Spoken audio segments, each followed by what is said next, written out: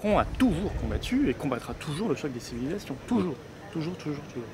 Voilà, il se passe des choses extrêmement inquiétantes. Il y a des dérives islamiques très inquiétantes. Et je crois qu'il faut identifier effectivement que le mondialisme, c'est-à-dire la volonté d'effacer les nations, les souverainetés nationales et les peuples, est à l'origine de beaucoup de dysfonctionnements géopolitiques aujourd'hui. Et on a vu ce qu'a fait cet impérialisme américain dans la région, en Libye, en Irak, en Syrie, comme on projetait de le faire, c'est-à-dire n'importe quoi. Et finalement, on a mis au pouvoir justement ceux qu'on veut combattre aujourd'hui, ce qui est complètement délirant. C'est-à-dire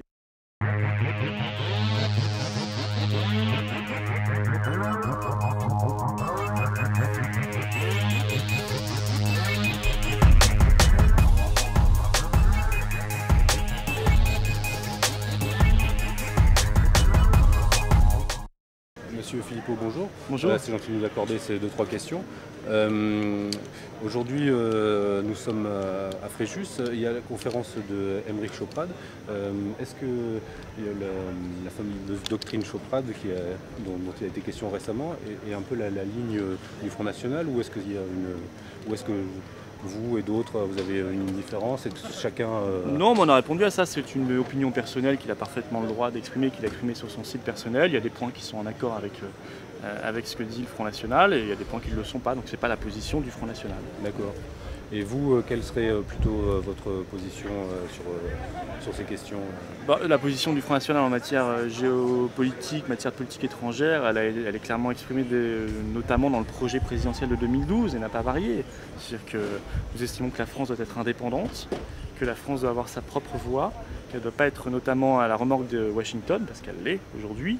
On se pose la question aujourd'hui de ce que fait encore la France dans l'OTAN, par exemple, qui est une structure créée pour la guerre froide, qui est terminée depuis plus de 20 ans et qui est aux seuls intérêts américains. Voilà, et nous défendons, nous misons sur l'espace maritime français, sur la francophonie, sur la France qui doit être une puissance d'équilibre, dans notamment les conflits au Moyen-Orient, la France qui doit miser sur ses propres forces, qui doit retrouver aussi une capacité militaire. Il n'y a pas de diplomatie sans capacité militaire en réalité, au final. Et ça suppose d'avoir un budget militaire au moins de 2% du PIB et ça doit être gravé dans notre constitution, c'est ce que nous proposons. Est-ce qu'il n'y a pas deux lignes ou comment faire converger ces deux lignes entre une ligne plus basée sur l'identité et une autre sur la souveraineté? Non, je ne crois pas qu'il y ait deux lignes. Non. On défend l'identité de la France et on défend la souveraineté nationale. Et je pense que c'est complètement... C'est un briquet. Il n'y a pas d'identité, il n'y a pas de souveraineté sans identité. Donc le front est très clair là-dessus. D'accord. Et au niveau plus électoral, on a vu le sondage récent pour 2017. Est-ce que vous pensez que c'est réaliste ou que c'est un effet plutôt une bulle médiatique? Non, je pense que ce sont des sondages, mais il y a eu mieux qu'un sondage. Il y a eu l'élection européenne, nous avons fait 25%, on avait fait 6% à la même élection 5 ans avant, donc une très forte progression. On est le premier parti de France aujourd'hui, clairement. Et on est encore plus haut chez les jeunes. Et je crois qu'il y a une possibilité aujourd'hui vraiment de l'emporter à la présidentielle. Et qu'on dépasse les 50%, pour la première fois à la présidentielle dans un sondage, ça démontre que c'est gagnable. Et je pense que ça va attirer beaucoup de gens, de patriotes qui aujourd'hui hésitaient encore ou étaient abstentionnistes, n'y croyant pas vraiment, et qui vont se dire cette fois-ci, en fait, c'est possible. Oui, c'est possible, et on va continuer de travailler pour le démontrer. Quelques années, on avait posé la question à Marine Le Pen sur quel est l'ennemi prioritaire pour le Front National. Est-ce que c'est l'islamisme ou le mondialisme, selon vous aussi?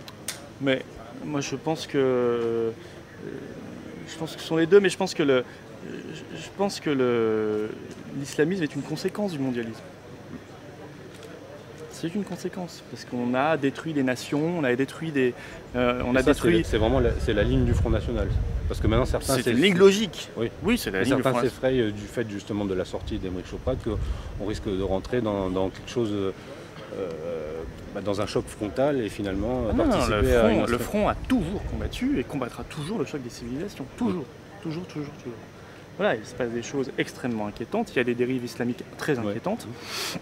Et je crois qu'il faut identifier effectivement que le mondialisme, c'est-à-dire la volonté d'effacer les nations, les souverainetés nationales et les peuples, est à l'origine de beaucoup de dysfonctionnements géopolitiques aujourd'hui. Et on a vu ce qu'a fait cet impérialisme américain dans la région, en Libye, en Irak, en Syrie, comme on projetait de le faire, c'est-à-dire n'importe quoi. Et finalement, on a mis au pouvoir justement ceux qu'on veut combattre aujourd'hui, ce qui est complètement délirant, c'est-à-dire cet affreux fondamentalisme islamique.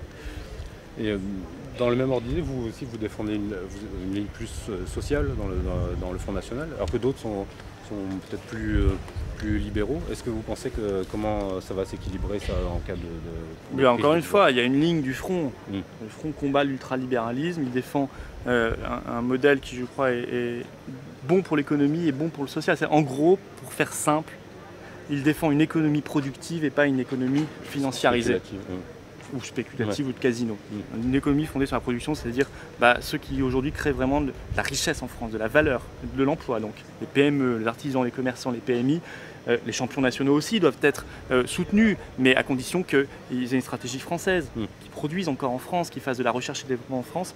Et on pense que la France doit donc pour cela, comme État, être réarmée, retrouver des muscles avec une monnaie nationale adaptée, ce qui n'est pas extraordinaire, c'est le cas de 95% des pays du monde. L'anomalie, c'est l'euro. Avec un protectionnisme intelligent, avec un État stratège, et en même temps faciliter considérablement la création d'entreprises en France, aider nos petites entreprises parce qu'elles en ont besoin par une fiscalité plus juste, et ne pas toujours aider ceux face auxquels M. Valls s'est encore prosterné l'autre jour, c'est-à-dire devant lesquels il s'est agenouillé, c'est-à-dire le MEDEF, c'est-à-dire le CAC 40. Quand il dit « j'aime l'entreprise », il faut bien entendre ce que ça veut dire. J'aime la multinationale, j'aime le CAC 40, c'est ça que ça veut dire. Bien sûr. Est-ce que vous êtes pour une puissance européenne? Parce que malgré tout, dans la mondialisation, c'est quand même... Non, je suis pour une puissance française. Je ne crois pas du tout qu'il puisse y avoir une puissance européenne. Il n'y a pas de peuple européen, il n'y a pas d'intérêt commun. On peut travailler ensemble, mais on peut travailler ensemble avec tous les peuples du monde. La France a une visée mondiale. Elle ne doit pas avoir le nez sur Bruxelles, Berlin, c'est fatigant tout ça. Non, on doit avoir le nez sur, pas le nez d'ailleurs, on doit avoir le regard sur notre espace maritime mondial, tous les océans, sur l'Afrique, sur l'Asie, sur l'Amérique, sur l'Europe bien sûr, mais pas simplement.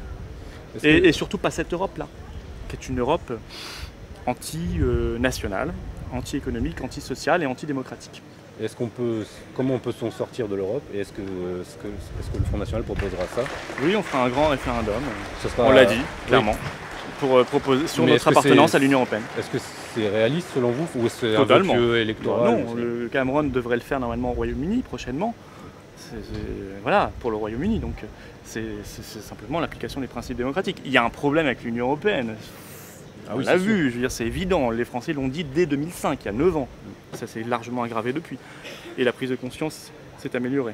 Mais voilà, donc on fera ce référendum et on dira aux Français, retrouvez votre liberté. La liberté n'est pas l'isolement. Ça, c'est la propagande. Aujourd'hui, on s'isole. Aujourd'hui, l'Europe nous coupe du monde.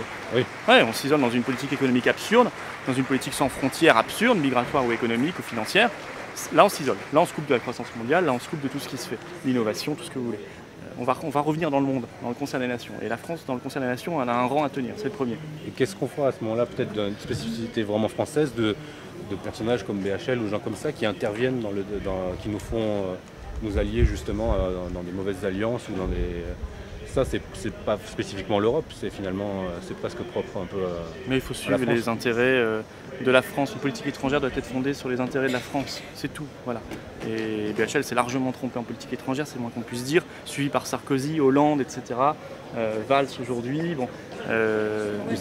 voilà, c'est tout. C'est-à-dire qu'il y a comme une oligarchie quand même en France, donc, enfin, de gens qui tiennent les médias, qui sont...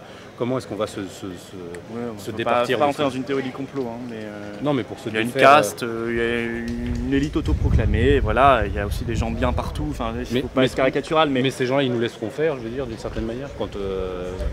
Mais le peuple français, il peut tout. Voilà, impossible n'est pas français.